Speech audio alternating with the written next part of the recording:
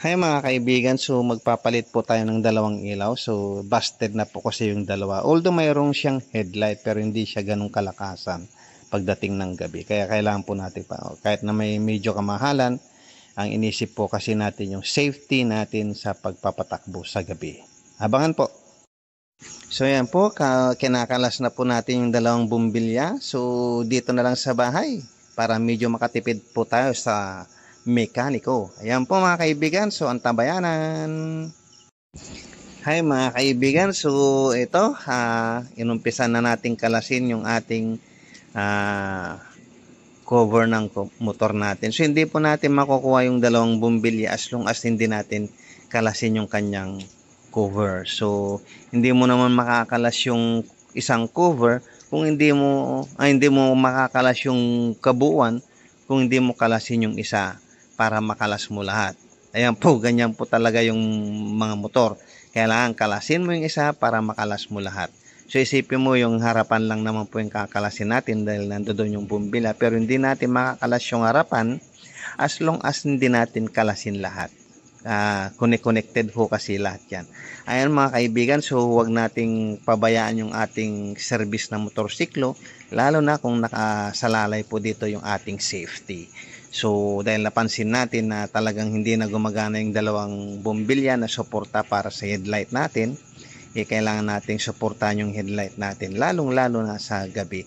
So ayan mga kaibigan, so konti na lang ay makakalas na natin yung ating mga cover para makuha na natin yung busted na dalawang ilaw. So ganyan lang naman po mga kaibigan, so kailangan po nating pag-aralan yan para hindi naman po tayo kada may problema ay takbo kagad sa mekaniko. Alam naman natin, kailangan po natin magtipid sa panahon ngayon na talagang mahal po lahat talaga ng bilihin, pati mekaniko. I met so many friends.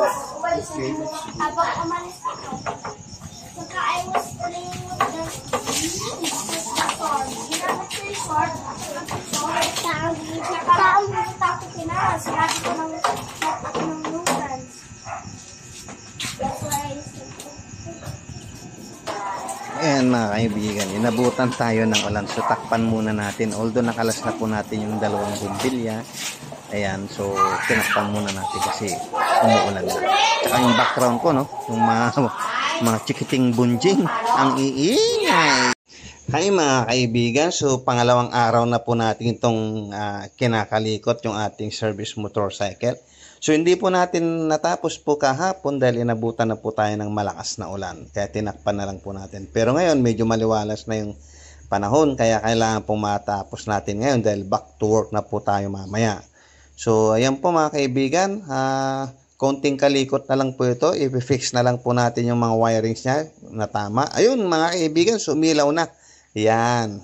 Yan ang sinasabi natin mga kaibigan. Kailangan mapag-aralan po natin yan.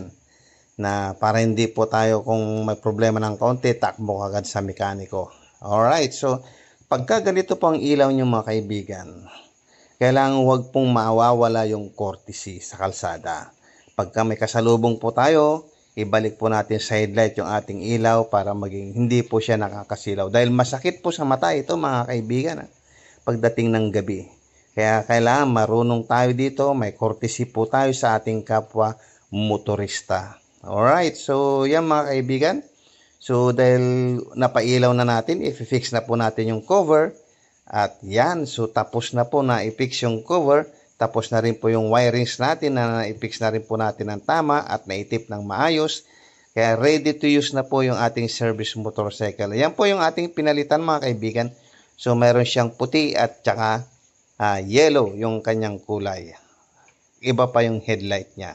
Pero pagka may kasalubong po tayo, yung headlight po yung ating pagganahin para hindi po magalit yung ating kapwa motorista or drivers. Alright, so mga kaibigan, ganyan po na pagtiyagaan po natin ang ating motorcycle. Kaya kailangan lang dito yung inspirasyon mo. Pagka ito ay sarili mo sasakyan, dapat mahalin mo yan. At ilagay laging nasa maintenance yung ating service. Thank you everyone. Salamat po sa support at panonood.